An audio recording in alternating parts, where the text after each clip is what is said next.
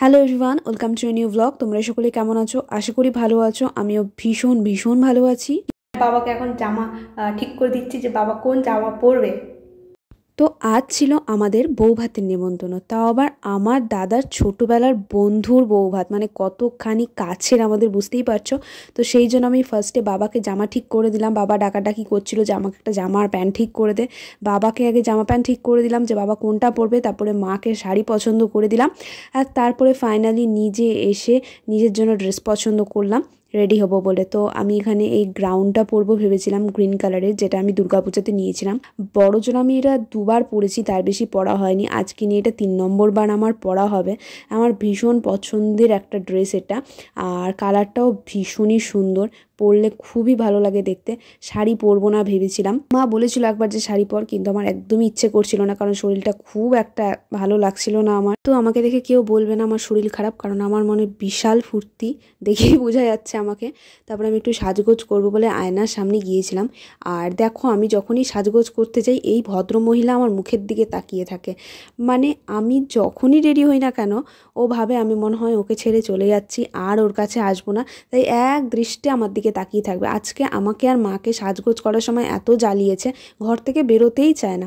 আমারও ভালোই লাগে। যাই হোক, তারপরে দেখো আমি এখানে এরকম একটা গ্রিন কালারের আই মেকআপ করেছিলাম, যেটা আমার ভীষণই পছন্দ হয়েছে, নিজেই প্রেমে পড়ে গেছিলাম। তোমাদের কেমন লাগছে আমাকে কমেন্ট করে জানিও। আর একটা ভীষণ গর্জাস ওড়না নিয়েছিলাম, কারণ ওড়না না নিলে যতই গর্জাস গ্রাউন্ড পরো বা কুর্তি পরো না কেন, আমার পার্সোনালি ভালো লাগে না। আমি ওড়না নেওয়াটাকে ভীষণ পছন্দ করি, তাই এরকম একটা সুন্দর ওড়না নিয়েছিলাম।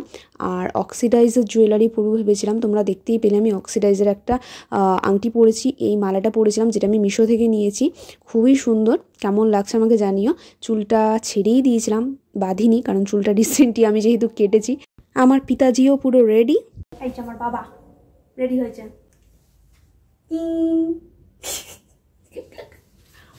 আমার বাবা আজকে বেশ ভালো মুডে ছিল, ওই জন্য এরকম এত ইয়ার্কি করলাম, তাও আমার বাবা আমাকে কিচ্ছু বলেনি। মাঝে মাঝে আমি বাবার সাথে এরকম ইয়ার্কি করি। যাই হোক, বাবার থেকে একটু লম্বা হওয়ার চেষ্টা করছিলাম। তারপরে আমি এই জুতোটা পরেছিলাম, এটা আমি অনেকবারই পরেছি, তোমরা হয়তো দেখেছো। And this is my final look. তারপরে মাও রেডি হয়ে এলো, মাকেও তো আমাকেই রেডি করতে হয়। মার মাথায় একটু গাজরা বেঁধে দিচ্ছিলাম। মা একটা সুন্দর বেনারসি পরেছিল, ভীষণ মিষ্টি লাগছিল, বললো আমাকে একটু সাজিয়ে দে। জুয়েলারি পরিয়ে দিলাম, আর শেষে বাকি ছিল গাজরা, সেটা পরিয়ে দিলাম। তারপরে আমরা 4 জনে মিলে বেরিয়ে পড়েছি। দেখো, এই যে পিছনে আমার দাদা, ওর মুখে কখনো হাসি থাকে না, জোর করে হাসাতে হয়। আমরা একটা টোটো রিজার্ভ করেছিলাম, কারণ নেমন্তন্নটা অনেক দূরে ছিল, রাত হয়ে যেত যেহেতু বাড়ি ফিরতে, ফ্যামিলি নিয়ে বাড়ি ফেরাটা একটু বেশিই কঠিন ছিল। আর তার মধ্যে আমরা দুজন যেহেতু মেয়ে আছি, তার জন্য টোটো রিজার্ভ করাটা ম্যান্ডেটরি ছিল। তারপরে দেখো আমরা এখানে বেরিয়ে পড়েছি। আমার মা কি সুন্দর করে হ্যালো করে, একমাত্র আমার মাই আমার ভিডিওর জন্য একটু হাই হ্যালো করে, বাকি আমার বাবা আর দাদা বললেও করবে না। তো দেখো আমরা পৌঁছে গেছি।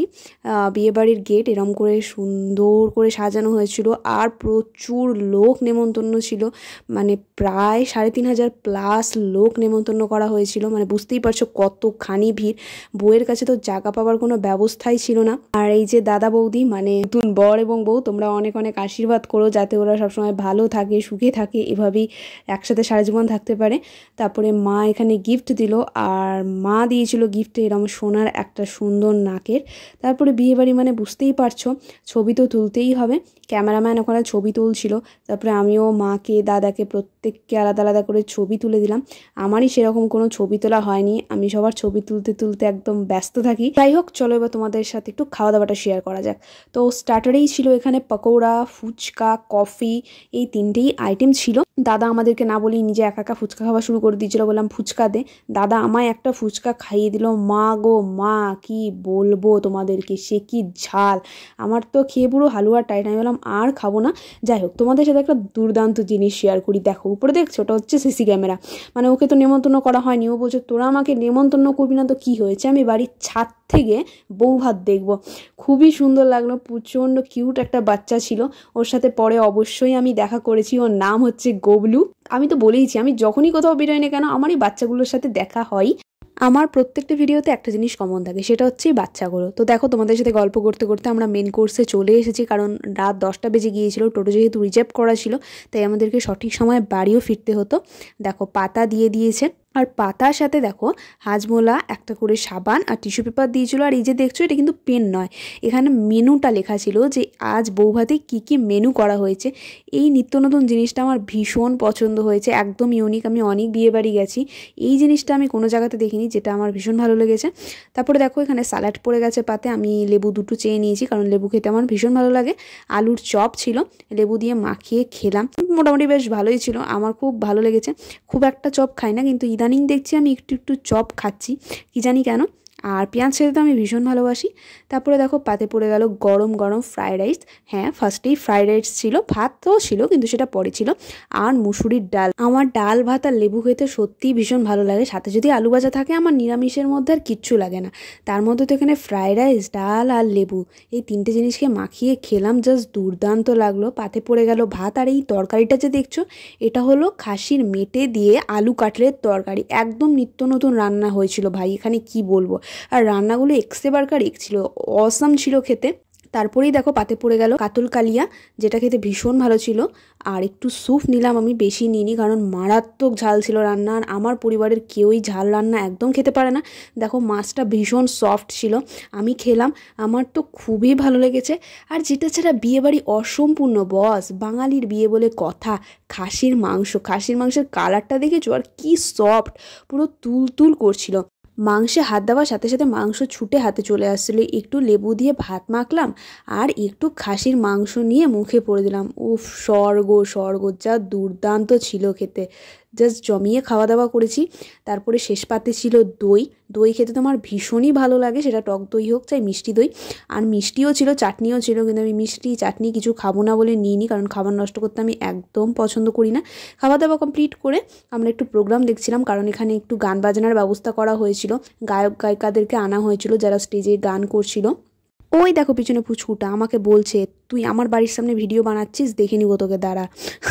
তারপরে আমরা কিছুক্ষণ বসে বসে একটু প্রি ওয়েডিং শ্যুট দেখছিলাম, আর প্রি ওয়েডিং শ্যুটের সাথে সাথে বিয়েটাও দেখানো হচ্ছিল। বিয়েতে যেহেতু আমরা যেতে পারিনি, শুধু দাদা গিয়েছিল, তাই বিয়েটাও আমরা সেখানেই বসে বসে দেখে নিলাম। তারপরে সবাইকে টাটা করে বাড়ি ফেরার পথে রওনা হলাম, কারণ রাত্রি 11:30 বেজে গিয়েছিল, বাড়ি যেতেও তো একটা সময় লাগে।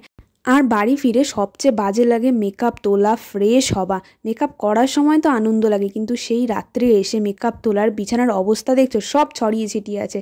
যাবার সময় কোন বাক্স থেকে কোন জুয়েলারি নিই, কোথা থেকে চুড়ি নিই, কোথা থেকে ক্লিপ নিই, গাজরা নিই, কোনো কিছু ঠিক থাকে না, দেখছো ঘরের অবস্থা। আর মেকআপ তোলা সেটা তো আরও কঠিন কাজ, ঘর গুছিয়ে তবে গিয়ে ঘুমোতে হবে। তো তারপরে মেকআপ টেকআপ তুললাম, ঘর গুছালাম, আর ভিডিওটা আমি এখানেই শেষ করলাম। তো আজকের জন্য টাটা, দেখা হচ্ছে নেক্সট ভিডিওতে। ভালো থেকো, সুস্থ থেকো, থ্যাঙ্কস ফর ওয়াচিং। কোথাও যাবো আর ছবি তুলবো না, তা আবার হয় নাকি? হ্যাঁ, প্রচুর ছবি তুলেছি, তোমরা চাইলে সেগুলো গিয়ে ফেসবুক আর ইনস্টাগ্রামে চেক করতে পারো।